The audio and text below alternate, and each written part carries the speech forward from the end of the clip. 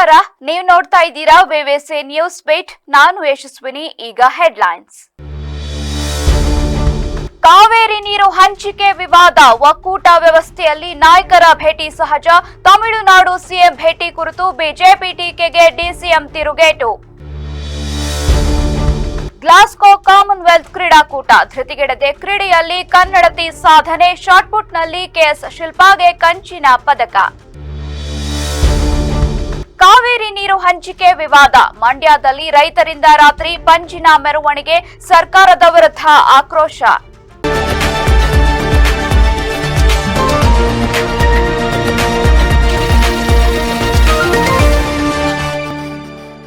ರಾಜ್ಯದಲ್ಲಿ ಕುಡಿಯುವ ನೀರಿಗೆ ತಾತ್ವಾರವಿರುವಾಗ ತಮಿಳುನಾಡಿಗೆ ಕಾವೇರಿ ನೀರು ಹರಿಸಲು ಸಾಧ್ಯವಿಲ್ಲ ಎಂದು ಉಪಮುಖ್ಯಮಂತ್ರಿ ಡಾಕ್ಟರ್ ಜಿ ಪರಮೇಶ್ವರ್ ಸ್ಪಷ್ಟಪಡಿಸಿದ್ದಾರೆ.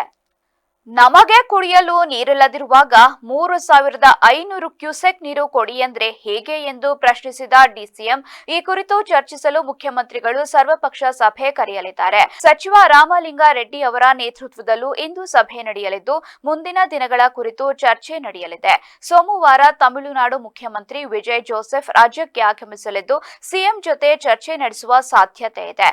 ರೈತರ ಪ್ರತಿಭಟನೆ ಸಹಜವಾಗಿದ್ದು, ಸರ್ಕಾರದ ಅಂತಿಮ ತೀರ್ಮಾನವನ್ನ ಕಾದು ನೋಡಬೇಕಿದೆ.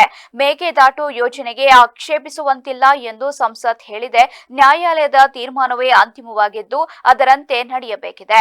ತಮಿಳುನಾಡು ಸಿಎಂ ಮತ್ತು ಡಿಕೆಶಿ ಭೇಟಿಯನ್ನ ಬಿಜೆಪಿ ಟೀಕಿಸಿರುವ ಕುರಿತು ಮಾತನಾಡಿ, ಒಕ್ಕೂಟ ವ್ಯವಸ್ಥೆಯಲ್ಲಿ ಇದು ಸಹಜ. ರಾಜ್ಯಗಳು ಜಗಳವಾಡಿಕೊಳ್ಳಬೇಕು ಎನ್ನುವುದು ಬಿಜೆಪಿಯ ನೀತಿಯಾಗಿರಬೇಕು ಎಂದು ವಾಗ್ದಾಳಿ ನಡೆಸಿದರು. ಅದ್ರ ಬಗ್ಗೆ ಈಗ ಸರ್ವಪಕ್ಷದ ಸಭೆಯನ್ನು ಕರಿತೀನಿ ಅಂತ ಹೇಳಿ ಮುಖ್ಯಮಂತ್ರಿಗಳು ಪ್ರಸ್ತಾಪ ಮಾಡಿದ್ದಾರೆ. ಇದು ಪ್ರತಿ ಬಾರಿನೂ ಕೂಡ ನಮಗೆ ಇಂಥದ್ದೇ ಸಮಸ್ಯೆಗಳು ಬರುತ್ತೆ. ನೀರು ಇರುವಾಗ ನಾವು ಅವರನ್ನ ಕೇಳೋದು ಕೂಡ ಇಲ್ಲ, ನಾವೇ ಕೊಡ್ತೇವೆ.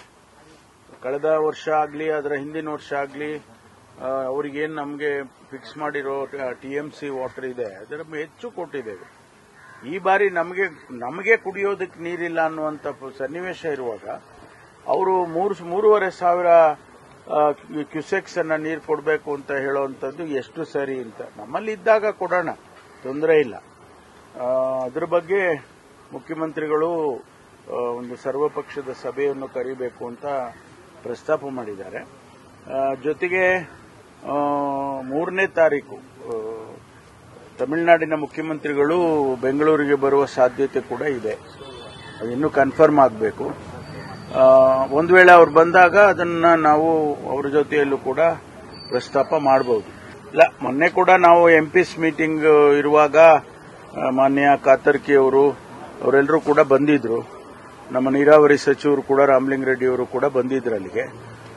ಬಹುಶಃ ನನಗೆ ಬೇರೆ ಕೆಲಸ ಇತ್ತು ಅಂತ ನಿನ್ನೆ ವಾಪಸ್ ಬಂದೆ. ಇವತ್ತವರು ಸಭೆಯನ್ನು ಕೆಆರ್ ನಗರ ತಾಲೂಕಿನ ಕಂಚಗಾರ ಕೊಪ್ಪಲಿನ ರೈತ ದಂಪತಿ ಶೈಲಾ ಶಾಂತಾರವರ ಪುತ್ರಿ ಕೆಎಸ್ ಶಿಲ್ಪಾ ಅವರು ಸ್ಕಾಟ್ಲೆಂಡ್ನ ಗ್ಲಾಸ್ಗೋದಲ್ಲಿ ನಡೆಯುತ್ತಿರುವ ಕಾಮನ್ವೆಲ್ತ್ ಕ್ರೀಡಾಕೂಟದಲ್ಲಿ ಶಾಟ್ ಪುಟ್ ಕ್ರೀಡೆಯಲ್ಲಿ ಭಾರತಕ್ಕೆ ಕಂಚಿನ ಪದಕ ಗೆದ್ದುಕೊಟ್ಟಿದ್ದಾರೆ. 4ನೇ ವಯಸ್ಸಿನಲ್ಲಿ ಅಪಘಾತದಲ್ಲಿ ಒಂದು ಕಾಲು ಕಳೆದುಕೊಂಡಿದ್ದ ಶಿಲ್ಪಾ ಧೃತಿಗೆಡದೆ ಕ್ರೀಡೆಯಲ್ಲಿ ಸಾಧನೆ ಮಾಡಿದ್ದಾರೆ. ಗ್ರಾಮೀಣ ಪ್ರತಿಭೆ ಶಿಲ್ಪಾ ತಮ್ಮ ವಿದ್ಯಾಭ್ಯಾಸವನ್ನ ಕಂಚಗಾರು ಕೊಪ್ಪಲು ಗ್ರಾಮದ ಸರ್ಕಾರಿ ಶಾಲೆಯಲ್ಲಿ ಪ್ರಾರಂಭಿಸಿದ ಈಕೆ ಚಿಕ್ಕಂದರಲ್ಲಿ ಕ್ರೀಡೆ ಬಗ್ಗೆ ಬಹಳ ಆಸಕ್ತಿ ಹೊಂದಿದ್ರು ಎಂದು ತಾಯಿ ಶಾಂತಾ ಹೇಳಿದ್ರು. ತಂದೆ ಶೈಲಾ ಹಾಗೂ ತಾಯಿ ಶಾಂತಾ ವಿವಿಸಿ ಸುದ್ದಿವಾಹಿನಿಯೊಂದಿಗೆ ಮಾತನಾಡಿ ಹರ್ಷ ವ್ಯಕ್ತಪಡಿಸಿದರು. ಗ್ರಾಮಸ್ಥರು ಮಾತನಾಡಿ, ಕಾಮನ್ವೆಲ್ತ್ ಕ್ರೀಡಾಕೂಟದಲ್ಲಿ ಕಂಚಿನ ಪದಕ ಗೆದ್ದು ತಮ್ಮ ಗ್ರಾಮಕ್ಕೆ ಹೆಮ್ಮೆ ತಂದಂತಹ ಕುಮಾರಿ ಶಿಲ್ಪಾಳಿಗೆ ಸರ್ಕಾರ ಗುರುತಿಸಿ ಒಂದು ಸರ್ಕಾರಿ ಉದ್ಯೋಗವನ್ನ ನೀಡಬೇಕು ಎಂದು ಮನವಿ ಮಾಡಿದರು. ಅವರು ಈ ಸಲ ಕಾಮನ್ವೆಲ್ತ್ ಕ್ರೀಡಾಕೂಟದಲ್ಲಿ ಕಂಚಿನ ಪದಕ ಗೆದ್ದಿದ್ದಾರೆ. ನೀವು ಕಂಚಗಾರ ಗ್ರಾಮಸ್ಥರಾಗಿ ನಿಮ್ಗೆ ಏನ್ ಅನ್ಸುತ್ತೆ? ನನಗಂತೂ ತುಂಬಾ ಖುಷಿ ಆಯ್ತು. ರಾತ್ರಿ ನಾನು ನೋಡ್ಲಿಲ್ಲ, ಬೆಳಿಗ್ಗೆನೆ ಎದ್ದು ನನ್ನ ಮಗ ಮೈಸೂರಿಂದಾನೆ ಫೋನ್ ಮಾಡ್ದ, ಹಿಂಗೆ ಸೈಲೆಂಟ್ ಮಗಳು ಶಿಲ್ಪ ಅವರು ಹಿಂಗೆ ದೊಡಕನಮ್ಮ ಅಂತ. ಆಮೇಲೆ ನ್ಯೂಸ್ ಅಲ್ಲಿ ನೋಡ್ದೆ. ನನಗಂತೂ ತುಂಬಾ ಆಯ್ತು. ಅವ ಇಷ್ಟು ಮಟ್ಟಕ್ಕೆ ಬೆಳಕ್ಕೆ ತುಂಬಾ ಸ್ಫೂರ್ತಿ ಅಂದ್ರೆ ಅವ್ರ ತಂದೆ ತಾಯಿನೇ ಕಾರಣ. ಯಾಕೆಂದ್ರೆ ಅವಳು ಹ್ಯಾಂಡಿಕ್ಯಾಪ್ಟ್ ಆಗಿ ಅವ್ರ ತಂದೆ ತಾಯಿ ಅವ್ರ ಮೈ ಮರ್ತಿ ಬಿಟ್ಟಿದ್ರೆ ಅವ್ರ ಪಾಪ ಅವ್ನು ಏನು ಮುಂದಕ್ಕೆ ಬರಕಾಯ್ತಲ್ಲ. ಅವ್ರದಕ್ಕೆಲ್ಲ ಪೂರ್ತಿ ಸ್ಫೂರ್ತಿನೇ ಅವ್ರ ತಂದೆ ತಾಯಿ. ಎಷ್ಟೇ ಕಷ್ಟ ಆಗ್ಲಿ ಕಷ್ಟಪಟ್ಟು ಅವಳನ್ನ ಓದಿಸಿ ಮಾಡಿ ಮುಂದಕ್ಕೆ ಮಾಡಿದ್ದಾರೆ. ನಮ್ಮ ಕಂಚಿಕೊಪ್ಪಲು ಊರು ಅಂತ ಹೆಸರು ಅಂತಾರಾಷ್ಟ್ರೀಯ ಮಟ್ಟಕ್ಕೆ ಹೋಗೋದೆ ಅಂದ್ರೆ ನಮ್ಗಂತೂ ತುಂಬಾ ಹೆಮ್ಮೆಕರ ವಿಷಯ. ಈಗ ಅವರು ಸರ್ಕಾರ ಏನಾದ್ರು ಮಾಡಿ ಅವ್ರಿಗೆ ಒಂದು ಸರ್ಕಾರಿ ಉದ್ಯೋಗ ಕೊಡ್ಲಿ ಅಂತ ನಮ್ಮ ಗ್ರಾಮದ ಪರವಾಗಿ ನಾನು ಒಂದು ಸರ್ಕಾರದಲ್ಲಿ ಒಂದು ಕೋರಿಕೆಯನ್ನ ಕೇಳಕ್ ಇಷ್ಟಪಡ್ತಾ ಇದ್ದೀನಿ. ಸರ್ಕಾರಿ ಉದ್ಯೋಗ ಕೊಟ್ರೆ ಅವ್ರಿಗೆ ತುಂಬಾ ಮುಂದಕ್ಕೆ ಅವ್ರಿಗೆ ಅನುಕೂಲ ಆಗುತ್ತೆ. ಏನ್ ಅನ್ಸುತ್ತೆ? ರಾತ್ರಿ ಅವಳು ಹೋಗ್ಬೇಕಾದ್ರೂ ಫೋನ್ ಮಾಡಿ ಹೇಳಿದ್ಲು, ಆಯ್ತು ಗೆದ್ದು ಬಾ ಮಗಳೇ ಅಂದೆ. ಗೆದ್ದಾದ್ಮೇಲೂ ಫೋನ್ ಮಾಡಿದ್ಲು 2:30 ಆವಾಗಲೂ ತುಂಬಾ ಖುಷಿ ಆಗ್ತು. ಈ ಮಟ್ಟಕ್ಕೆ ಬಂದವಳೆ ಅಂತ ಅನ್ನೋದು ತುಂಬಾ ಹೆಮ್ಮೆ ಆಗೋಯ್ತು ನಮ್ಗೆ. ಈ ಸರ್ಕಾರಿ ಸ್ಕೂಲ್ ಅವಳು ಮುಂದುವರೆದಿ ಇಷ್ಟಲ್ಲಿ ಮುಂದುವರೆದವಳೆ ಅಂತ ಅಂದ್ರೆ ನಮ್ಗೆ ತುಂಬಾ ಖುಷಿ. ಎಷ್ಟು ಹೇಳಿದ್ರು ಬಹಳ ತುಂಬಾ ಕಷ್ಟಪಟ್ಟಿದ್ದೀನಿ ಮಾತ್ರ ಅವಳನ್ನ ಈ ಮಟ್ಟಕ್ಕೆ ಬೆಳೆಸ್ಬೇಕಾರೆ. ಅಷ್ಟು ಇಷ್ಟ ಅಲ್ಲ, ಎಷ್ಟು ಹೇಳಿದ್ರು ತೀರ್ದು ಮಾತ್ರ ಅಷ್ಟು. ಈಗ ನಿಮ್ ಮಗಳು ಚಿಕ್ಕ ವಯಸ್ಸಿಂದನೂ ಆಟ ಪಾಠದಲ್ಲೆಲ್ಲ ಮುಂದಿದ್ರ, ಇಲ್ಲ ಈಗ ಏನಾದ್ರು ಮಧ್ಯದಲ್ಲಿ ಏನಾದ್ರು ಕ್ರೀಡಾಕೂಟದ ಬಗ್ಗೆ? ಅವಳು 4 ವರ್ಷದಲ್ಲಿ ಇಲ್ಲಿ ಸ್ಕೂಲ್ಗೆ ಹೋಗ್ಬೇಕಾದ್ರೆ ಕರ್ಕೊಂಡೋಗಿ ಬಿಡ್ಬೇಕಾದ್ರೆ ಇತ್ತಿಂದ ಕರ್ಕೊಂಡೋಗಿ ಬಿಡವು, ಅತ್ತಿಂದ ಅವಳೇ ನಡ್ಕೊಂಡ್ ಬಂದ್ಬಿಡೋಳು. ಹಾಗಾಗಿ ಬಂದ್ಮೇಲೆ ತುಂಬಾ ಒಂದ್ ಸ್ವಲ್ಪ ಅವಳೇ ಪ್ರಾಕ್ಟೀಸ್ ಮಾಡಕ್ ಆಗ್ಬಿಟ್ಲು. ಪ್ರಾಕ್ಟೀಸ್ ಮಾಡಾದ್ಮೇಲೆ ಅವಳಿಗೆ ಒಂದು ಕಾಲೆಲ್ಲವ ಅದು. ತಮಿಳುನಾಡಿಗೆ ಕಾವೇರಿ ನೀರು ಹರಿಸುವಂತೆ ಕಾವೇರಿ ನೀರು ನಿಯಂತ್ರಣ ಸಮಿತಿ ಆದೇಶ ನೀಡಿರುವ ಹಿನ್ನೆಲೆಯಲ್ಲಿ ಮಂಡ್ಯ ಜಿಲ್ಲೆಯಲ್ಲಿ ರೈತರ ಆಕ್ರೋಶ ಭುಗಿಲೆದ್ದಿದೆ. ಶ್ರೀರಂಗಪಟ್ಟಣದಲ್ಲಿ ರೈತರು ಪ್ರತಿಭಟನೆ ನಡೆಸಿ ಸರ್ಕಾರದ ವಿರುದ್ಧ ಆಕ್ರೋಶ ವ್ಯಕ್ತಪಡಿಸಿದ್ದಾರೆ. ಶ್ರೀರಂಗಪಟ್ಟಣದ ಕುವೆಂಪು ವೃತ್ತದಲ್ಲಿ ಭೂಮಿ ತಾಯಿ ಹೋರಾಟ ಸಮಿತಿ ನೇತೃತ್ವದಲ್ಲಿ ರೈತರು ರಾತ್ರಿ ಪಂಜಿನ ಮೆರವಣಿಗೆ ನಡೆಸಿ ತಮ್ಮ ಆಕ್ರೋಶ ಹೊರಹಾಕಿದ್ರು. ರೈತ ಮುಖಂಡ ನಂಜುಂಡೇಗೌಡ ನೇತೃತ್ವದಲ್ಲಿ ನಡೆದ ಈ ಪ್ರತಿಭಟನೆಯಲ್ಲಿ ಯಾವುದೇ ಕಾರಣಕ್ಕೂ ತಮಿಳುನಾಡಿಗೆ ನೀರು ಹರಿಸಬಾರದು ಎಂದು ರಾಜ್ಯ ಸರ್ಕಾರಕ್ಕೆ ರೈತರು ಕರಾರುವಕ್ಕಾಗಿ ಎಚ್ಚರಿಕೆ ನೀಡಿದ್ದಾರೆ. ಈಗಾಗಲೇ ರಾಜ್ಯದಲ್ಲಿ ಬೆಳೆಗಳಿಗೆ ನೀರಿನ ತೀವ್ರ ಕೊರತೆ ಎದುರಾಗಿದ್ದು, ಮುಂದುವರಿದು ಕುಡಿಯುವ ನೀರಿಗೂ ಭವಿಷ್ಯದಲ್ಲಿ ಗಂಭೀರ ಸಮಸ್ಯೆ ಎದುರಾಗುವ ಸಾಧ್ಯತೆ ಇದೆ ಎಂದು ಪ್ರತಿಭಟನಾಕಾರರು ಕಳಕಳ ವ್ಯಕ್ತಪಡಿಸಿದ್ದಾರೆ. ಇಂತಹ ಕಠಿಣ ಸಂದರ್ಭದಲ್ಲಿ ತಮಿಳುನಾಡಿಗೆ ನೀರು ಬಿಡುವುದು ಕರ್ನಾಟಕದ ರೈತರಿಗೆ ಎಸಗುವ ದೊಡ್ಡ ಅನ್ಯಾಯ ಎಂದು ಕಿಡಿಕಾರಿದ್ದಾರೆ.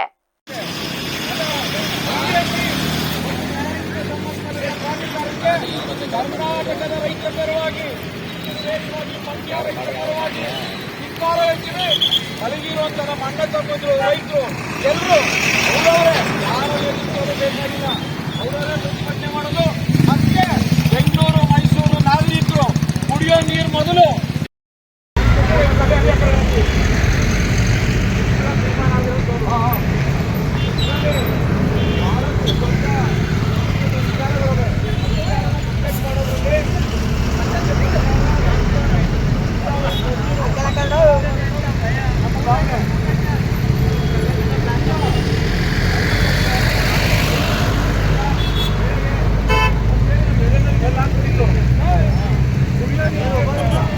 ವೇಗವಾಗಿ ಬೆಳೆಯುತ್ತಿರುವ ಸಕಲೇಶಪುರ ಪಟ್ಟಣದ ಜನಸಂಖ್ಯೆ ಹಾಗೂ ವಾಹನಗಳ ಸಂಖ್ಯೆಗೆ ಅನುಗುಣವಾಗಿ ಮೂಲ ಸೌಕರ್ಯಗಳನ್ನು ಅಭಿವೃದ್ಧಿಪಡಿಸುವುದು ಅತ್ಯಗತ್ಯ ಎಂದು ಜಿಲ್ಲಾಧಿಕಾರಿ ಲತಾ ಕುಮಾರಿ ಹೇಳಿದರು.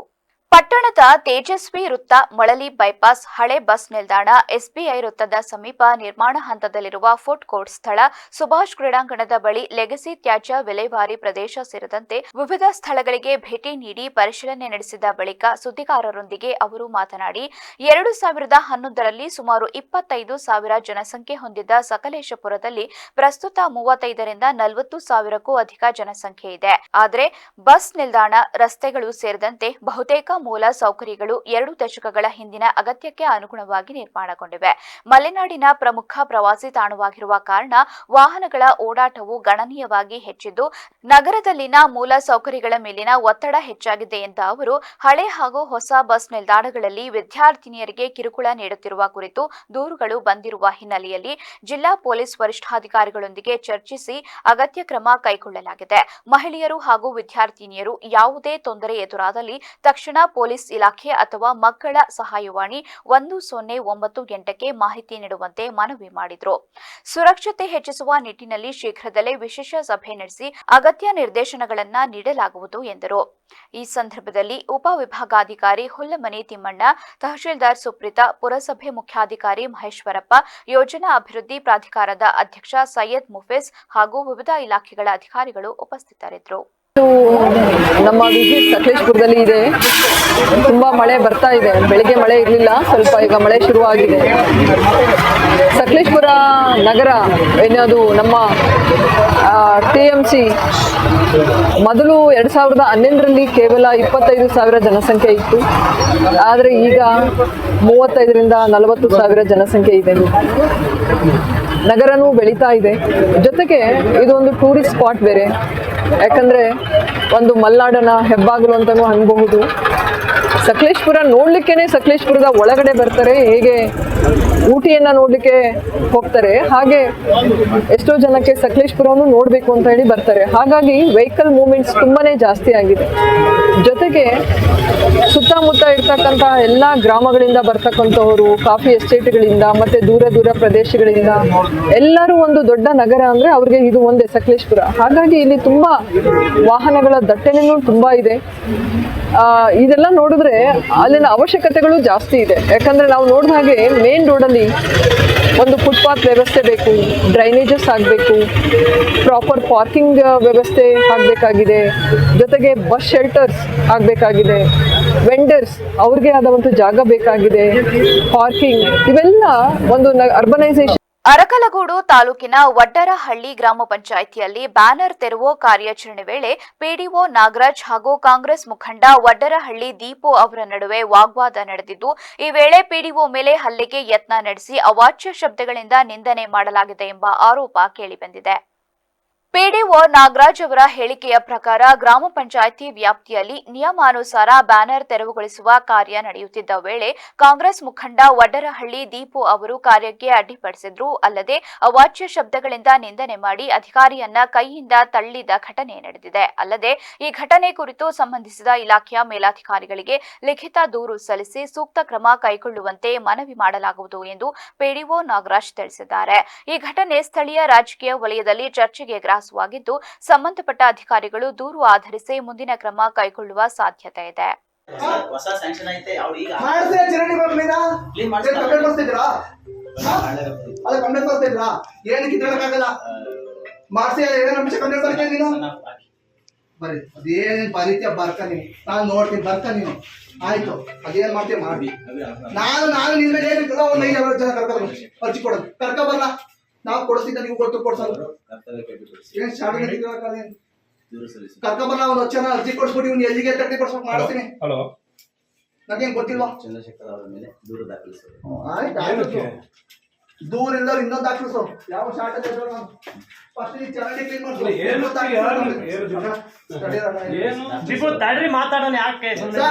ಇಷ್ಟಿನ ಕೆಲಸ ಆಗವ ಸರ್ ಯಾವ್ದಾರ ಹೊಡೆದಿಗೆ ಒಂದು ಚರಂಡಿ ಸರ್ ಏನ್ ಜಾಗ ಮೈ ಮೇಲೆ ನಿಂತಿದ್ದು ಸರ್ ಮೈ ಮೇಲೆ ನಿಂತಿದ್ದು ಸರ್ ಇದಕ್ಕೆ ಸರ್ ಇದಕ್ಕೆ ನಾಳೆ ನಾನು ನಾಗರಾಜು, ಅರ್ಕೋಡ್ ತಾಲೂಕು ವಡ್ಡಳ್ಳಿ ಗ್ರಾಮ ಪಂಚಾಯತಿ ಅಭಿವೃದ್ಧಿ ಅಧಿಕಾರಿಯಾಗಿ ಕರ್ತವ್ಯ ನಿರ್ವಹಿಸ್ತಾ ಇದ್ದೀನಿ. ಈ ದಿನ ಬೆಳಿಗ್ಗೆ ಸುಮಾರು 10:30 ಆ ಸಮಯಕ್ಕೆ ಅನಧಿಕೃತವಾಗಿ ಅಂದರೆ ಪರ್ಮಿಷನ್ ತಗೊಳ್ದಲೇ ಬಸ್ ಸ್ಟ್ಯಾಂಡ್ ಹತ್ರ ಸರ್ಕಲಲ್ಲಿ ಸಾರ್ವಜನಿಕರಿಗೆ ತೊಂದರೆ ಆಗೋ ರೀತಿ ಬ್ಯಾನರ್ಗಳನ್ನು ಹಾಕಲಾಗಿತ್ತು. ಅದನ್ನು ತೆರವುಗೊಳಿಸೋಕ್ಕೆ ಅಂತೇಳಿ ನಾನು ಹೋದಾಗ ಅದೇ ಗ್ರಾಮದ ಅರ್ಕೋಡ್ ತಾಲೂಕು ಕಾಂಗ್ರೆಸ್ ಅಧ್ಯಕ್ಷರು ದೀಪು ಅಂತ, ವಡ್ಡಳ್ಳಿ ದೀಪು ಅವರು ಏಕಾಏಕಿ ಯಾರು ನೀನು ಬಿಚ್ಚಕ್ಕೆ ನಿಮಗೇನು ಪವರ್ ಇದೆ, ಈಗ ಎಲ್ಲನೂ ಹೇಗೆ ಬಿಚ್ಚಿಸ್ತೀಯ ಹಾಗೆ ಹೀಗೆ ಅಂತೇಳಿ ಸಖತ್ತು ಜೋರಾಗಿ ಗಲಾಟೆ ಮಾಡಿ ಮತ್ತು ಕೈಗಳಿಂದ ತಳ್ಳಿ ಆನಂತರ ಗ್ರಾಮ ಪಂಚಾಯತಿ ಒಳಗಡೆ ಬಂದು ಅಲ್ಲೂ ಕೂಡ ಯಾವುದೇ ರೀಸನ್ ಇಲ್ಲದೆ ಅದು ಸಹ ಸುಮ್ಮನೆ ಏಕಾಏಕಿ ಕೂಗಾಡಿ ಏಕವಚನದಲ್ಲ ಸಿಂಗ್ಲರ್ ರೋಡೆಲ್ಲ ಬಳಸಿ ಬೈದು ತುಂಬಾ ಗಲಾಟೆ ಆಯಿತು. ಸೊ ಹಾಗಾಗಿ ಈ ಕರ್ತವ್ಯವನ್ನು ಪ್ರಕೃತಿಯನ್ನ ಸಂರಕ್ಷಿಸಿದ್ರೆ ಮಾತ್ರ ಮುಂದಿನ ಪೀಳಿಗೆಗೆ ಆರೋಗ್ಯಕರ ಹಾಗೂ ಸುರಕ್ಷಿತ ಬದುಕನ್ನ ನೀಡಲು ಸಾಧ್ಯ ಎಂದು ರೋಟರಿ ಕ್ಲಬ್ ಅಧ್ಯಕ್ಷ ಬಿಬಿ ಶಿವರಾಜು ಹೇಳಿದ್ದಾರೆ. ವಿಶ್ವ ಪರಿಸರ ಸಂರಕ್ಷಣಾ ದಿನಾಚರಣೆಯ ಅಂಗವಾಗಿ ರೋಟರಿ ಕ್ಲಬ್ ವತಿಯಿಂದ ಪಟ್ಟಣದ 6ನೇ ವಾರ್ಡಿನ ಉದ್ಯಾನವನದಲ್ಲಿ ಆಯೋಜಿಸಿದ್ದ ಪರಿಸರ ಜಾಗೃತಿ ಕಾರ್ಯಕ್ರಮದಲ್ಲಿ ಮಾತನಾಡಿದ ಅವರು, ವಿಶ್ವ ಪರಿಸರ ಸಂರಕ್ಷಣಾ ದಿನಾಚರಣೆಯ ಉದ್ದೇಶ ಕೇವಲ ಗಿಡ ನೆಡುವುದಲ್ಲ, ಅವುಗಳನ್ನ ಉಳಿಸಿ ಬೆಳೆಸುವ ಜವಾಬ್ದಾರಿಯನ್ನ ಪ್ರತಿಯೊಬ್ಬರಲ್ಲೂ ಮೂಡಿಸುವುದಾಗಿದೆ. ಒಬ್ಬ ವ್ಯಕ್ತಿ ಒಂದು ಗಿಡ ಎಂಬ ಸಂಕಲ್ಪವನ್ನ ಪ್ರತಿಯೊಬ್ಬರು ಜೀವನದಲ್ಲಿ ಅಳವಡಿಸಿಕೊಳ್ಳಬೇಕು. ಪರಿಸರ ಸಂರಕ್ಷಣೆ ಸರ್ಕಾರದ ಜವಾಬ್ದಾರಿ ಮಾತ್ರವಲ್ಲ, ಪ್ರತಿಯೊಬ್ಬ ನಾಗರಿಕನ ಕರ್ತವ್ಯವೂ ಆಗಿದೆ. ಆಗಿದೆ. ಗಿಡ ನೆಡುವುದಕ್ಕಿಂತ ಅದನ್ನ ಪೋಷಿಸಿ ಬೆಳೆಸುವುದೇ ದೊಡ್ಡ ಸೇವೆ. ಪರಿಸರ ಉಳಿದರೆ ಮಾತ್ರ ಮಾನವ ಬದುಕು ಉಳಿಯುತ್ತದೆ ಎಂದು ಕರೆ ನೀಡಿದರು. ರೋಟರಿ ಕ್ಲಬ್ ಸಮಾಜ ಸೇವೆಯ ಜೊತೆಗೆ ಪರಿಸರ ಸಂರಕ್ಷಣೆಗೂ ಕೂಡ ಇಡೀ ವಿಶ್ವದಲ್ಲೇ ಅತಿ ಹೆಚ್ಚಾಗಿ ಒತ್ತು ಕೊಡ್ತಾ ಇದೆ. ನಾವು ಗಿಡ ನೆಡೋದಕ್ಕಿಂತ ಅದನ್ನು ಪೋಷಣೆ ಮಾಡೋದು ಇವತ್ತು ದೊಡ್ಡ ಸೇವೆ ಆಗಿದೆ. ಆ ನಿಟ್ಟಿನಲ್ಲಿ ನಾವು ಸಮಾಜ ಸೇವೆ ಜೊತೆಗೆ ಈಗಾಗಲೇ ನಾವು ಅನೇಕ ಕಾರ್ಯಕ್ರಮಗಳನ್ನ ತಾಲೂಕಿನಲ್ಲಿ ಮಾಡ್ಕೊಂಡು ಬಂದಿದ್ದೀವಿ. ಅದರ ಜೊತೆಗೆ ರೋಟರಿ ಕ್ಲಬ್ ವತಿಯಿಂದ ಪರಿಸರಕ್ಕೂ ಕೂಡ ಹೆಚ್ಚು ಒತ್ತು ನೀಡುವ ಹಿನ್ನೆಲೆಯಲ್ಲಿ ಇವತ್ತು ಗಿಡ ನೆಡೋಕ್ಕೆ ಶುರು ಮಾಡಿದ್ದೇವೆ. ಈ ಕಾರ್ಯಕ್ರಮವನ್ನು ನಾವು ಇಡೀ ವರ್ಷ ಪೂರ್ತಿ ಸರ್ಕಾರಿ ಶಾಲೆಗಳು ಸೇರಿದಂತೆ ಎಲ್ಲ ಶಾಲೆಗಳ ಆವರಣದಲ್ಲಿ ಎಲ್ಲೆಲ್ಲಿ ಗಿಡಗಳಿಲ್ಲ, ಹಣ್ಣಿನ ಗಿಡಗಳು ಎಲ್ಲಿ ಅವಶ್ಯಕತೆ ಇದೆ ಅಲ್ಲಿ ಹಣ್ಣಿನ ಗಿಡಗಳನ್ನು ಹಾಕುವಂಥದ್ದು ಮತ್ತು ಈ ರೀತಿ ಪಾರ್ಕು ಮತ್ತು ರಸ್ತೆ ಬದಿಗಳಲ್ಲಿ ತಂಪು ನೀಡುವಂಥ ಹೊಂಗೆ ಮರ, ಈ ರೀತಿ ಮರಗಳನ್ನು ಬೆಳೆಸುವಂಥ ಸಂಕಲ್ಪವನ್ನು ಎಲ್ಲ ನಮ್ಮ ರೋಟರಿ ಹಿರಿಯ ಸದಸ್ಯರ ಮಾರ್ಗದರ್ಶನದಲ್ಲಿ ಈ ವರ್ಷ ನಾವು ಹಮ್ಮಿಕೊಂಡಿದ್ದೇವೆ. ಈ ಕಾರ್ಯಕ್ರಮ ಯಶಸ್ವಿಗೊಳಿಸ್ತೇವೆ ಮತ್ತು ಮುಂದಿನ ದಿನಗಳಲ್ಲಿ ಏನು ಈ ನಮ್ಮ ತಾಲೂಕಿನಲ್ಲಿ ಕ್ಷಯರೋಗ ಸಂಬಂಧಪಟ್ಟಂಥ ರೋಗಿಗಳಿದ್ದಾರೆ ಅವರಿಗೆ ಮೊದಲನೇದಾಗಿ ನಮ್ಮ ಪಟ್ಟಣದಲ್ಲಿ ಕಾರ್ಯಕ್ರಮದಲ್ಲಿ ಮುಖ್ಯ ಅತಿಥಿಯಾಗಿ ಭಾಗವಹಿಸಿದ್ದ ರೋಟರಿ ಝೋನ್ 8ರ ಸಹಾಯಕ ಗವರ್ನರ್ ಡಾಕ್ಟರ್ ಎಸ್ ಗಣೇಶ್ ಮಾತನಾಡಿ, ಪರಿಸರ ಸಂರಕ್ಷಣೆ ಇಂದಿನ ಅತ್ಯಂತ ಮಹತ್ವದ ಜವಾಬ್ದಾರಿಯಾಗಿದೆ. ಪ್ರಕೃತಿಯ ಸಮತೋಲನ ಕಾಪಾಡಲು ಪ್ರತಿಯೊಬ್ಬರೂ ತಮ್ಮ ಮಟ್ಟದಲ್ಲಿ ಗಿಡಗಳನ್ನು ನೆಟ್ಟು ಅವುಗಳನ್ನು ಪೋಷಿಸುವ ಮೂಲಕ ಪರಿಸರ ರಕ್ಷಣೆಗೆ ಕೈಜೋಡಿಸಬೇಕು. ಸಮಾಜ ಸೇವೆಯ ಜೊತೆಗೆ ಪರಿಸರ ಸಂರಕ್ಷಣೆಗೆ ರೋಟರಿ ಸಂಸ್ಥೆ ವಿಶೇಷ ಆದ್ಯತೆ ನೀಡುತ್ತಿರುವುದು ಶ್ಲಾಘನೀಯ ಎಂದು ಹೇಳಿದರು. ಬೇಲೂರು ರೋಟರಿ ಕ್ಲಬ್ ವತಿಯಿಂದ ವಿಶ್ವ ಪರಿಸರ ದಿನಾಚರಣೆಯನ್ನು ನಾವು ಇವತ್ತು ಆಚರಿಸ್ತಾ ಇದ್ದೇವೆ. ವಾರ್ಡ್ ನಂಬರ್ 6ರಲ್ಲಿ ನಾವು ಒಂದು ಗಿಡ ನೆಡುವುದರ ಮುಖಾಂತರ ಸಾಂಕೇತಿಕವಾಗಿ ಈಗ ಪ್ರಾರಂಭ ಮಾಡಿದ್ದೇವೆ ಕಾರ್ಯಕ್ರಮವನ್ನು. ಈ ದಿವಸದ ಕಾರ್ಯಕ್ರಮದ ಒಂದು ಪ್ರಮುಖ ವಿಚಾರ ಏನು ಅಂತ ಹೇಳಿದ್ರೆ, ನೂತನವಾಗಿ ನಿರ್ಮಾಣ ಆಗಿರುವಂಥ ಬಡಾವಣೆ, ಇಲ್ಲಿ ಪರಿಸರದ ಒಂದು ಸಂರಕ್ಷಣೆ ಅಗತ್ಯ ತುಂಬ ಇದೆ. ಹಾಗಾಗಿ ಇಲ್ಲಿ ಒಂದು ಪಾರ್ಕ್ನಲ್ಲಿ ಈ ಪಾರ್ಕ್ನ ರೋಟರಿ ಕ್ಲಬ್ ವತಿಯಿಂದ ಅಭಿವೃದ್ಧಿಪಡಿಸೋ ಪ್ರಯತ್ನವನ್ನು ಮಾಡ್ತಾ ಇದ್ದೇವೆ. ಅದರ ಮೊದಲ ಹೆಜ್ಜೆಯಾಗಿ ಇವತ್ತು ಇಲ್ಲಿ ಒಂದು ಗಿಡ ನೆಡೋದ್ರ ಮುಖಾಂತರ ಈ ಕಾರ್ಯಕ್ರಮವನ್ನು ಉದ್ಘಾಟಿಸಿದ್ದೀವಿ. ಈ ವಿಚಾರವನ್ನು ಇನ್ನಷ್ಟು ಮಾಹಿತಿಯನ್ನು ನಮ್ಮ ರೋಟರಿ ಕ್ಲಬ್ ಅಧ್ಯಕ್ಷರಾದ ಶಿವರಾಜ್ ಅವರು ನೀಡಿದ್ದಾರೆ. ಇಂದು ನಮ್ಮ 6ನೇ ವಾರ್ಡಿನಲ್ಲಿ ರೋಟರಿ ಸಂಸ್ಥೆಯವರು ಗಿಡ ನೆಡುವ ಕಾರ್ಯಕ್ರಮ ಹಮ್ಮಿಕೊಂಡಿದ್ದಾರೆ. ಜೂನ್ 5ನೇ ತಾರೀಕು ಪರಿಸರ ದಿನಾಚರಣೆ ಅಂತ ಸೀಮಿತವಾಗಿಲ್ಲ. ಯಾವತ್ತು ನಮಗೆ ದಿನಾಲೂ ಪರಿಸರ ದಿನಾಚರಣೆನೇ, ಒಂದೇ ದಿನಕ್ಕೆ ಸೀಮಿತವಾಗಿರದೆ ನಾವು ಪ್ರತಿದಿನವೂ ಗಿಡಗಳನ್ನು ನೆಟ್ಟು ಪೋಷಿಸೋಣ. ನಮ್ಮ ಪರಿಸರವನ್ನು ನಮ್ಮ ಜೀವನದ ಅವಿಭಾಜ್ಯ ಅಂಗವಾಗಿದೆ. ಶುದ್ಧವಾದ ಗಾಳಿ, ನೀರು, ಪ್ರಕೃತಿ ನಮಗೆ ಬದುಕಲು ಅತ್ಯಗತ್ಯ. ಆದರೆ ಇಂದು ಮಾನವನ ದುರಾಸೆಯಿಂದ ಪರಿಸರ ನಾಶವಾಗುತ್ತಿದೆ, ಪರಿಸರ ಮಾಲಿನ್ಯವಾಗುತ್ತಿದೆ. ಹಾಗೆಯೇ ಹವಾಮಾನ ವೈಪರೀತ್ಯ ಉಂಟಾಗಿ ಪರಿಸರಕ್ಕೆ ತುಂಬ ಹಾನಿಯಾಗ್ತಾ ಇದೆ. ಆದ್ದರಿಂದ ನಾವೆಲ್ಲರೂ ಪರಿಸರವನ್ನು ಸಂರಕ್ಷಿಸೋಣ, ನೀರನ್ನು ಮಿತವಾಗಿ ಬಳಸೋಣ, ಪ್ಲಾಸ್ಟಿಕ್ ತ್ಯಜಿಸಿ ಉತ್ತಮ ಗಿಡಮರಗಳನ್ನು ನೆಡೋಣ. ಒಂದು ಮರ 1000 ಜೀವಿಗಳಿಗೆ ಆಧಾರ. ಹಾಗೆಯೇ ನಾವು ಮಕ್ಕಳಿಗೆ ಈಗಿನಿಂದಲೇ ಉತ್ತಮವಾದ ಗಾಳಿಯನ್ನು ಸಂರಕ್ಷಿಸೋಣ. ಒಬ್ಬೊಬ್ಬರು ಒಂದೊಂದು ಗಿಡ ನೆಟ್ಟು ಅದನ್ನು ನೀರು ಹಾಕಿ ಬೆಳೆಸಿ ಉತ್ತಮ ಮರಗಳನ್ನಾಗಿ ಬೆಳೆಸೋಣ. ನಾವೆಲ್ಲರೂ ಪರಿಸರದ ಜೊತೆ ಕೈ ಜೋಡಿಸೋಣ, ನಮ್ಮ ಭೂಮಿಯನ್ನು ಹಚ್ಚ ಹಸಿರಾಗಿಸೋಣ ಎಂದು ಈ ದಿನ ಒಂದು ಸುಮಾರು 20 ಈ ಸಂದರ್ಭದಲ್ಲಿ ಪುರಸಭಾ ಸದಸ್ಯೆ ಸೌಮ್ಯ ಸುಬ್ರಹ್ಮಣ್ಯ, ರೋಟರಿ ಕ್ಲಬ್ ಕಾರ್ಯದರ್ಶಿ ರಾಘವೇಂದ್ರ, ಸದಸ್ಯರಾದ ವಿನೋದ್ ಗೌಡ, ರಂಗನಾಥ್, ಮುಗಪ್ಪಗೌಡ ಸೇರಿದಂತೆ ಇತರರು ಉಪಸ್ಥಿತರಿದ್ದರು. ಮಾಜಿ ಪ್ರಧಾನಿ ಎಚ್.ಡಿ. ದೇವೇಗೌಡರ ಪತ್ನಿ ದಿವಂಗತ ಚೆನ್ನಮ್ಮ ಅವರ 11ನೇ ದಿನದ ಉತ್ತರ ಕ್ರಿಯಾ ಕಾರ್ಯಕ್ರಮದಲ್ಲಿ ಸಾರ್ವಜನಿಕರು ಹಾಗೂ ಅಭಿಮಾನಿಗಳು ಪಕ್ಷಭೇದ ಮರೆತು ಹೆಚ್ಚಿನ ಸಂಖ್ಯೆಯಲ್ಲಿ ಆಗಮಿಸಿ ಮೃತರ ಆತ್ಮಕ್ಕೆ ಶಾಂತಿ ಕೋರಬೇಕು ಎಂದು ತಾಲೂಕು ಜೆಡಿಎಸ್ ಅಧ್ಯಕ್ಷ ಕೆ. ಸತೀಶ್ ಹೊನ್ನವಳ್ಳಿ ಮನವಿ ಮಾಡಿದರು. ದೇವೇಗೌಡರ ಆಶಯದಂತೆ ಜಿಲ್ಲೆ ಹಾಗೂ ತಾಲೂಕಿನ ಪ್ರತಿಯೊಂದು ಹಳ್ಳಿಯ ಮತದಾರರು ಮತ್ತು ಸಾರ್ವಜನಿಕರನ್ನ ತಲುಪುವ ನಿಟ್ಟಿನಲ್ಲಿ ಉತ್ತರ ಕ್ರಿಯಾದಿ ಆಹ್ವಾನ ಪತ್ರಿಕೆಯನ್ನ ವಿತರಿಸಲಾಗುತ್ತಿದೆ. ಚೆನ್ನಮ್ಮ ಹಾಗೂ ದೇವೇಗೌಡರ 72 ವರ್ಷಗಳ ಸುದೀರ್ಘ ವೈವಾಹಿಕ ಜೀವನವು ಅತ್ಯಂತ ಸಾರ್ಥಕ ಹಾಗೂ ಆದರ್ಶಮಯವಾದದ್ದು. ಅವರ ಪಾರ್ಥಿವ ಶರೀರವನ್ನ ಬೆಂಗಳೂರಿನಿಂದ ತಂದ ಸಂದರ್ಭದಲ್ಲಿ ನಿರೀಕ್ಷೆಗೂ ಮೀರಿದ ಜನಸಾಗರವೇ ಹರಿದು ಬಂದಿತ್ತು. ಕೇವಲ ಕೆಲವೇ ಗಂಟೆಗಳ ಅಂತರದಲ್ಲಿ ಸುಮಾರು 30,000ಕ್ಕೂ ಹೆಚ್ಚು ಮಂದಿ ಅಂತಿಮ ಸಂಸ್ಕಾರದಲ್ಲಿ ಪಾಲ್ಗೊಂಡು ಕಂಬನಿ ಮಿಡಿದಿರುವುದು ಅವರ ಜನಪ್ರಿಯತೆ ಹಾಗೂ ಸರಳತೆಗೆ ಸಾಕ್ಷಿಯಾಗಿದೆ. ಕಾರ್ಯಕ್ರಮದಲ್ಲಿ ಸಾರ್ವಜನಿಕರನ್ನ ಆಹ್ವಾನಿಸುವ ನಿಟ್ಟಿನಲ್ಲಿ ಈಗಾಗಲೇ ತಂಡಗಳನ್ನು ರಚಿಸಲಾಗಿದ್ದು, ಎಲ್ಲರಿಗೂ ಆಹ್ವಾನ ಪತ್ರಗಳನ್ನು ತಲುಪಿಸುವ ವ್ಯವಸ್ಥೆ ಮಾಡಲಾಗಿದೆ. ಎಚ್.ಡಿ. ದೇವೇಗೌಡರು, ಎಚ್.ಡಿ. ಕುಮಾರಸ್ವಾಮಿ, ಎಚ್.ಡಿ. ರೇವಣ್ಣ ಹಾಗೂ ಕುಟುಂಬದ ಎಲ್ಲಾ ಸದಸ್ಯರು ಭಾಗವಹಿಸಲಿದ್ದು, ವಿಧಾನಸಭಾ ಕ್ಷೇತ್ರದ ಎಲ್ಲಾ ಮುಖಂಡರು, ಕಾರ್ಯಕರ್ತರು ಹಾಗೂ ಸಾರ್ವಜನಿಕರು ಸಾರ್ವಜನಿಕರು ಈ ಕಾರ್ಯಕ್ರಮದಲ್ಲಿ ಪಾಲ್ಗೊಳ್ಳಬೇಕು. ಸುಮಾರು 2 ಲಕ್ಷ ಜನರು ಸೇರುವ ನಿರೀಕ್ಷೆ ಇದ್ದು ಅಗತ್ಯ ಸಿದ್ಧತೆಗಳನ್ನು ಸಮರ್ಪಕ ರೀತಿಯಲ್ಲಿ ಕೈಗೊಳ್ಳಲಾಗಿದೆ. ಕೇವಲ ಒಂದು ರಾಜಕೀಯ ಪಕ್ಷದ ಕಾರ್ಯಕ್ರಮವಾಗಿರದೆ ಒಬ್ಬ ಆದರ್ಶ ಮಾತೆಗೆ ಸಲ್ಲಿಸುವ ಗೌರವ ಇದಾಗಿರುವುದರಿಂದ ಯಾವುದೇ ಭೇದ ಭಾವವಿಲ್ಲದೆ ಉತ್ತರ ಕ್ರಿಯೆಯಲ್ಲಿ ಭಾಗವಹಿಸಿ ಅವರ ಆತ್ಮಕ್ಕೆ ಚಿರಶಾಂತಿ ಕೋರಬೇಕು ಎಂದು ಮನವಿ ಮಾಡಿದರು. ಏನು 30ನೇ ತಾರೀಕು ಇದೇ 30ನೇ ತಾರೀಕು ಗುರುವಾರ ದಿವಸ ಸುಮಾರು 9 ಗಂಟೆಗೆ ಹೋಮ ಹವನಗಳು ಶುರುವಾಗುತ್ತೆ, ಪೂಜೆ ಶುರುವಾಗುತ್ತೆ. ಆ ಒಂದು ಏನು ಅಂತ್ಯಕ್ರಿಯೆ ಅದೇ ಜಾಗದಲ್ಲಿ ಊಟದ ವ್ಯವಸ್ಥೆಯನ್ನು ಮಾಡಿದ್ವಿ. ಸುಮಾರು 1,60,000 ಜನಕ್ಕೆ ಊಟದ ವ್ಯವಸ್ಥೆ ಮಾಡಿದ್ದೀವಿ. ಸುಮಾರು ಅದಕ್ಕಿಂತ ಹೆಚ್ಚಿನ ಜನ ಸೇರ್ಬೋದು ಅನ್ನೋ ಒಂದು ಮುನ್ಸೂಚನೆ ಇದೆ. ಹಾಗಾಗಿ ಇನ್ನು ಪಾರ್ಕಿಂಗ್ ವ್ಯವಸ್ಥೆ ಇರ್ಬೋದು, ಎಲ್ಲೂ ಕೂಡ ಅಡಚಣೆ ಆಗದಂಗೆ ಒಂದು ಹೊರಗಡೆ ಒಂದು 2-3 ಕಿಲೋಮೀಟ್ರಲ್ಲಿ ಪಾರ್ಕಿಂಗ್ ವ್ಯವಸ್ಥೆ ಮಾಡಿ ತೊಂದರೆ ಆಗದ ರೀತಿ ಅಲ್ಲಿ ಮಿನಿ ಬಸ್ಗಳನ್ನ ವ್ಯವಸ್ಥೆ ಮಾಡಿದ್ದೀವಿ. ಪಾರ್ಕ್ ಮಾಡಿದ್ಮೇಲೆ ಜನ ಬರಲಿಕ್ಕೆ ಹೋಗಲಿಕ್ಕೆಲ್ಲ ಮಿನಿ ಬಸ್ ವ್ಯವಸ್ಥೆ ಮಾಡಿ ಯಾವುದೇ ರೀತಿ ನೂಕುನುಗ್ಗಲಾಗದ ರೀತಿಯಲ್ಲಿ ಒಂದು ವ್ಯವಸ್ಥೆಯನ್ನು ಕಲ್ಪಿಸಿದ್ದೀವಿ. ಅದಕ್ಕೆ ಸುಮಾರು ಒಂದು 14 ಪೆಂಡಾಲ್ ಮಾಡಿ ಸುಮಾರು 2,000 ಜನಕ್ಕೆ ಊಟ ಹಾಕಂಗೆ ಮಾಡಿ ಎಲ್ಲ 14 ಪೆಂಡಾಲು ಕೂಡ ಸಪ್ರೇಟ್ ಅಡುಗೆ ಮಾನಸಿಕರ ವ್ಯವಸ್ಥೆಯನ್ನು ಮಾಡಿ ಎಲ್ಲರೂ ಕೂಡ ಬಂದವರು ಊಟ ಮಾಡ್ಕೊಂಡು ಹೋಗ್ಬೇಕು, ಎಲ್ಲೂ ಕೂಡ ನೂಕುನುಗ್ಗಲಾಗಬಾರ್ದು. ಆ ನಿಟ್ಟಿನಲ್ಲಿ ಪೂರ್ಣ ವ್ಯವಸ್ಥೆಯನ್ನು ಸನ್ಮಾನ್ಯ ರೇವಣ್ಣವರು ಕುಮಾರಣ್ಣವರು ಮಾಡ್ತಾರೆ.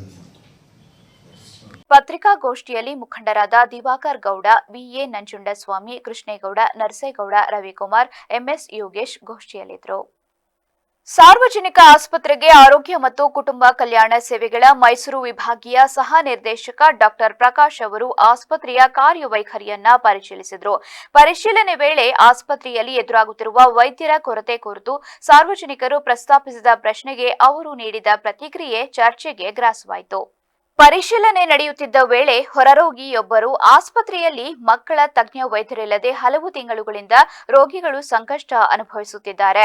ಸಣ್ಣ ಮಕ್ಕಳನ್ನ ಚಿಕಿತ್ಸೆಗಾಗಿ ದೂರದ ಊರುಗಳಿಗೆ ಕರೆದೊಯ್ಯಬೇಕಾಗಿದೆ ಎಂದು ತಮ್ಮ ಅಳಲನ್ನ ವ್ಯಕ್ತಪಡಿಸಿದ ವೇಳೆ ನೀವೇ ವೈದ್ಯರನ್ನ ಸೂಚಿಸಿದ್ರೆ ಅವರಿಗೆ ಅವಕಾಶ ಮಾಡಿಕೊಡುತ್ತೇವೆ ಎಂದು ಡಾಕ್ಟರ್ ಪ್ರಕಾಶ್ ಬೇಜವಾಬ್ದಾರಿಯ ಉತ್ತರ ನೀಡಿದರಲ್ಲದೆ ಸರ್ಕಾರ ನೇಮಕಾತಿ ಮಾಡುವಾಗ ವೈದ್ಯರು ಅರ್ಜಿ ಹಾಕುತ್ತಿಲ್ಲ ಎಂದು ಉಡಾಫೆಯಿಂದ ಪ್ರತಿಕ್ರಿಯೆ ನೀಡಿದರು. ಅರಕಲಗೂಡು ಸಾರ್ವಜನಿಕ ಆಸ್ಪತ್ರೆಯಲ್ಲಿ ಮಕ್ಕಳ ತಜ್ಞ ವೈದ್ಯರ ಕೊರತೆ ಮಾತ್ರವಲ್ಲದೆ ಅಗತ್ಯ ತಜ್ಞ ವೈದ್ಯರು, ಸಿಬ್ಬಂದಿ ಮತ್ತು ಮೂಲಭೂತ ಆರೋಗ್ಯ ಸೌಲಭ್ಯಗಳ ಕೊರತೆಯು ದೀರ್ಘಕಾಲದಿಂದ ಮುಂದುವರೆದಿದೆ.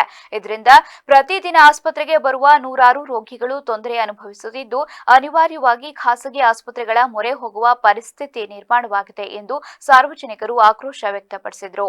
ಆಸ್ಪತ್ರೆಯಲ್ಲಿನ ವೈದ್ಯರ ಕೊರತೆ, ಅಗತ್ಯ ವೈದ್ಯಕೀಯ ಸೌಲಭ್ಯಗಳ ಅಭಾವ ಹಾಗೂ ರೋಗಿಗಳ ಸಮಸ್ಯೆಗಳ ಬಗ್ಗೆ ರಾಜ್ಯ ಸರ್ಕಾರ ಮತ್ತು ಆರೋಗ್ಯ ಇಲಾಖೆ ತಕ್ಷಣ ಗಮನ ಹರಿಸಿ ಶಾಶ್ವತ ಪರಿಹಾರ ಕಲ್ಪಿಸಲಾಗುವುದು. ಮುಂದೆ ಈ ಆಸ್ಪತ್ರೆಗೆ ಬರುವ ವೇಳೆ ಅಗತ್ಯ ಕ್ರಮ ಕೈಗೊಳ್ಳಲಾಗುವುದು. ಅಲ್ಲದೆ ಇರುವ ವೈದ್ಯರು, ಸಿಬ್ಬಂದಿಗಳು ಸಾರ್ವಜನಿಕರಿಗೆ ಉತ್ತಮ ಸೇವೆ ಸಲ್ಲಿಸಬೇಕು. ಅಲ್ಲದೆ ಹೆರಿಗೆಗೆ ಬಂದ ಯಾವುದೇ ಕೇಸ್ಗಳನ್ನ ಹೊರಗೆ ಕಳುಹಿಸಬಾರದು, ವೈದ್ಯರನ್ನ ಕರೆಯಿಸಿ ಹೆರಿಗೆ ಮಾಡಿಸಬೇಕು ಎಂದು ಅವರು ಕಟ್ಟುನಿಟ್ಟಿನ ಸೂಚನೆ ನೀಡಿದರು. ನೀವು ಉಡಾಫೆ ಕೇಳ್ಕೊಳ್ಳಿ ಸರ್, ನೀವು ಸಾರ್ವಜನಿಕರನ್ನೇ ಕರ್ಕೊಂಡು ಬನ್ನಿ ಅಂದ್ರೆ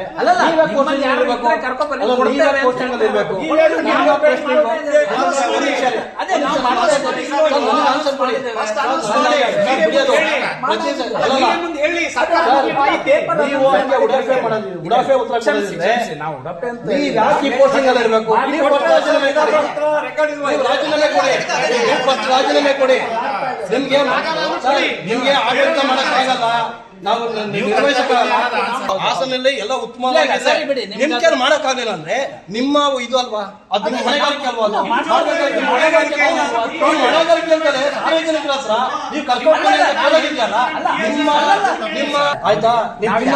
ಒಂದು ಅಗ್ಲದಲ್ವೇ ಸಾರ್ವಜನಿಕರ ಅನ್ನ ಗುಣ ಇದೆ, ಆ ಕೆಲಸ ಮಾಡಕ್ಕಲ್ಲ ನೀವು ಸುಮ್ಮನೆ ಏನ್ ಮಾಡೋದಕ್ಕೋಸ್ಕರ ಬಂದಿದ್ರೆ ಸರ್ಕಾರ ಗೊತ್ತಾಕಿ ಅದು ಬಿಟ್ಬಿಟ್ಟು ನಿಮ್ ಕೈಲಿ ಆಗಲ್ಲ ಅಂದ್ರೆ ಯುವರ್ ಫಸ್ಟ್ ಶುಡ್ ರಾಜೀನಾಮೆ ಕೊಡಿ. ನೀವು ಆಗಲ್ಲ ಅಂದ್ರೆ ರಾಜೀನಾಮೆ ಪೋಸ್ಟಿಂಗ್ ಅಲ್ಲಿ ಇರಬೇಕು. ಸಾರ್ವಜನಿಕವಾಗಿ ನೀವು ಸೇವೆ ಮಾಡಕ್ಕಾಗಲಿಲ್ಲ, ನೀವು ಯಾಕೆ ಪೋಸ್ಟಿಂಗ್ ಅಲ್ಲಿ ಇರಬೇಕು? ಈ ಸಂದರ್ಭದಲ್ಲಿ ಆಸ್ಪತ್ರೆಯ ಆಡಳಿತ ವೈದ್ಯಾಧಿಕಾರಿ ಡಾಕ್ಟರ್ ಸ್ವಾಮಿಗೌಡ ಇತರರು ಹಾಜರಿದ್ದರು. ನಾವು ಹೆತ್ತ ತಾಯಿಯನ್ನ, ನಮ್ಮ ಮಕ್ಕಳನ್ನ ಹಾಗೂ ಮನುಷ್ಯನನ್ನ ಎಷ್ಟು ಪ್ರೀತಿ ಮಾಡುತ್ತೇವೆಯೋ ಅಷ್ಟೇ ಪ್ರೀತಿಯನ್ನ ಮರ ಗಿಡಗಳಿಗೆ ಧಾರೆ ಎರೆಯಬೇಕು ಎಂದು ಪದ್ಮಶ್ರೀ ಪ್ರಶಸ್ತಿ ಪುರಸ್ಕೃತೆ ಮಂಜಮ್ಮ ಜೋಗತಿ ಕರೆ ನೀಡಿದರು. ಮಹದೇವಪುರ ಕ್ಷೇತ್ರದ ಯಮಲೂರಿನಲ್ಲಿ ಮಿಡಿತಾ ಫೌಂಡೇಶನ್ ಹಾಗೂ ವೃಕ್ಷ ಬಚಾವೋ ಆಂದೋಲನ ಸಮಿತಿ ಹಮ್ಮಿಕೊಂಡಿದ್ದ ಪರಿಸರ ಮಂಜು ಅವರ ವೃಕ್ಷಪುರದ ಮಂಜಣ್ಣ ನಾಟಕ ಕೃತಿ ಲೋಕಾರ್ಪಣೆ ಸಾಧಕರಿಗೆ ಪರಿಸರ ರತ್ನ ಪರಿಸರ ಮಿತ್ರ ಪ್ರಶಸ್ತಿ ನೀಡಿ ಮಾತನಾಡಿದರು. ಪ್ರತಿಯೊಂದಕ್ಕೂ ನಾವು ಪ್ರತಿ ಸಲ ನೆರಳು, ಮಳೆ, ಶುದ್ಧ ಗಾಳಿಗೆ ಮರಗಳನ್ನ ಆಶ್ರಯಿಸಿ ಬದುಕುತ್ತೇವೆ. ಆದರೆ ಮನುಷ್ಯ ಪರಿಜ್ಞಾನವಿದ್ದರೂ ಮರಗಳ ಆತ್ಮಕ್ಕೆ, ಶರೀರಕ್ಕೆ ಕೊಡಲಿಯನ್ನ ಹಾಕಿ ಮರ ನಾಶ ಮಾಡುತ್ತಾ ನಿಷ್ಠುರವಾಗಿದ್ದಾನೆ. ಮರ ಆರೋಗ್ಯದ ಜೊತೆಗೆ ಚೈತನ್ಯವನ್ನ ಕೊಡುತ್ತದೆ ಎಂದರು. ಇವತ್ತು ವೃಕ್ಷಪುರದ ಮಂಜಣ್ಣ ನಾಟಕ ಕೃತಿ ಬಿಡುಗಡೆಗೆ ಜೋಗತಿ ಮಂಜಮ್ಮ ಅವರು ಬಂದು ಬಿಡುಗಡೆ ಮಾಡಿಕೊಟ್ಟಿದ್ದಾರೆ. ಇವತ್ತು ಮರಗಳಂದ್ರೆ ಇವತ್ತು ತುಂಬಾ ಜನರಿಗೆ ಏನೋ ಒಂಥರ ಕೇವಲ ಆಗ್ಬಿಟ್ಟಿದೆ. ಆಗಲೇ ನಾನು ಹೇಳಿದಾಗೆ ಮರಗಳಿಗೆ, ಹೆಣ್ಣು ಮಕ್ಕಳಿಗೆ ಯಾವ ರೀತಿ ಒಂದು ದೌರ್ಜನ್ಯ ಆದಾಗ, ಹಲ್ಲೆ ಆದಾಗ ಅವ್ರ ಮೇಲೆ ಕಠಿಣ ಕಾನೂನು ಕ್ರಮ ಹೆಂಗ್ ಜರುಗಿಸ್ತಾರೋ ಅದೇ ರೀತಿಯಲ್ಲಿ ಮರ ಕಡಿದವ್ರಿಗೂ ಕೂಡ ಶಿಕ್ಷೆ ಆಗಬೇಕು. ಮರಗಳನ್ನ ಕಡಿದವ್ರಿಗೆ ಕಠಿಣವಾದ ಶಿಕ್ಷೆ ಆಗಬೇಕು. ಮರಗಳನ್ನ ರಕ್ಷಣೆ ಮಾಡದೆ ಹೋದ್ರೆ ಮುಂದಿನ ದಿನಗಳಲ್ಲಿ ದೊಡ್ಡ ಒಂದು ಸ್ಮಶಾನನೇ ಆಗೋಗುತ್ತೆ ಬೆಂಗಳೂರು. ಆಗ ಹಸಿರು ಒದಗಿಗೆ ಮರಗಳು ತುಂಬಾ ಮುಖ್ಯ. ಮತ್ತೆ ಪ್ರಕೃತಿನೂ ಚೆನ್ನಾಗಿರುತ್ತೆ, ವಾತಾವರಣ ನೋಡೋಕೆ ಚೆನ್ನಾಗಿರುತ್ತೆ, ಮತ್ತೆ ಅಂದ ಚಂದ ಸೌಂದರ್ಯ ಎಲ್ಲ ಚೆನ್ನಾಗಿರುತ್ತೆ. ಹಾಗೆ ಮರಗಳನ್ನ ಉಳಿಸಿ ಬೆಳೆಸಿ ಅಂತ ಹೇಳಿ ಉದ್ದೇಶಕ್ಕೆ ಇದು ಮಾಡೋದು. ಮತ್ತೆ ಯಾರೇ ಮರಗಳ ವಿಚಾರಕ್ಕೆ ಅವ್ರುಗಳಿಗೆ ಧಮಕಿಗಳು ಹಾಕೋದು, ಫೋನ್ಗಳು ಮಾಡೋದು, ಮತ್ತೆ ಮನೆಗಳ ಹತ್ರ ಬಂದು ಜಗಳ ಮಾಡೋದು, ಈ ರೀತಿ ಮಾಡ್ತಾರಲ್ಲ ಅವ್ರ ವಿರುದ್ಧನೂ ಕಠಿಣ ಕ್ರಮ ಕೊಡಬೇಕು. ಈಗ ಮರ ಉಳಿಸೋರು ಯಾರನ್ನ ಹೋರಾಟ ಮಾಡ್ತಾರಂದ್ರೆ ಅವ್ರಿಗೂ ರಕ್ಷಣೆ ಇಲ್ಲ. ಇವತ್ತು ಮರಗಳ ಸಂರಕ್ಷಣೆ ಮಾಡೋರಿಗೆ, ಪರಿಸರವಾದಿಗಳಿಗೂ ರಕ್ಷಣೆ ಇಲ್ಲ. ಆಗ ಅಂತ ಯಾರನ್ನ ಹೋರಾಟ ಮಾಡ್ತಾರೆ ಅವ್ರಿಗೂ ಕೂಡ ರಕ್ಷಣೆ ಕೊಡಬೇಕು. ಅರಣ್ಯ ಇಲಾಖೆ ಯಾವಾಗೂ ಜೊತೆಲಿರುತ್ತೆ. ಅದೇ ರೀತಿ ಪೊಲೀಸ್ನವರು ಕೂಡ ಬೆಂಬಲ ನೀಡಬೇಕು. ಸೊ ಇಷ್ಟೆಲ್ಲ ಒಂದು ಅರಣ್ಯ ಇಲಾಖೆಯ ಉಪ ಸಂರಕ್ಷಣಾಧಿಕಾರಿ ಎಸ್ಕೆ ಆಶಾ, ಅರಣ್ಯಾಧಿಕಾರಿ ರಮೇಶ್, ಗುಟ್ಟಾ ಮಾರಪ್ಪ, ಅಜಿತ್ ಕುಮಾರ್, ಬೊಮ್ಮೈನಹಳ್ಳಿ ರಾಜೇಶ್ ಮತ್ತಿತರರು ಉಪಸ್ಥಿತರಿದ್ದರು. ಈಗ ಮತ್ತೊಮ್ಮೆ ಹೆಡ್ಲೈನ್ಸ್. ಕಾವೇರಿ ನೀರು ಹಂಚಿಕೆ ವಿವಾದ, ಒಕ್ಕೂಟ ವ್ಯವಸ್ಥೆಯಲ್ಲಿ ನಾಯಕರ ಭೇಟಿ ಸಹಜ, ತಮಿಳುನಾಡು ಸಿಎಂ ಭೇಟಿ ಕುರಿತು ಬಿಜೆಪಿ ಟೀಕೆಗೆ ಡಿಸಿಎಂ ತಿರುಗೇಟು. ಗ್ಲಾಸ್ಗೋ ಕಾಮನ್ವೆಲ್ತ್ ಕ್ರೀಡಾಕೂಟ, ಧೃತಿಗೆಡದೆ ಕ್ರೀಡೆಯಲ್ಲಿ ಕನ್ನಡತಿ ಸಾಧನೆ, ಶಾಟ್ಪುಟ್ನಲ್ಲಿ ಕೆಎಸ್ ಶಿಲ್ಪಾಗೆ ಕಂಚಿನ ಪದಕ. ಕಾವೇರಿ ನೀರು ಹಂಚಿಕೆ ವಿವಾದ, ಮಂಡ್ಯದಲ್ಲಿ ರೈತರಿಂದ ರಾತ್ರಿ ಪಂಜಿನ ಮೆರವಣಿಗೆ, ಸರ್ಕಾರದ ವಿರುದ್ಧ ಆಕ್ರೋಶ. ಇದಾಗಿತ್ತು ಇವತ್ತಿನ ಸುದ್ದಿ. ನಿರಂತರ ಸುದ್ದಿಗಾಗಿ ನೋಡ್ತಾ ಇರಿ ವಿವಿಸಿ ನ್ಯೂಸ್, ಸತ್ಯದ ಕಡೆ ನಮ್ಮ ನಡೆ.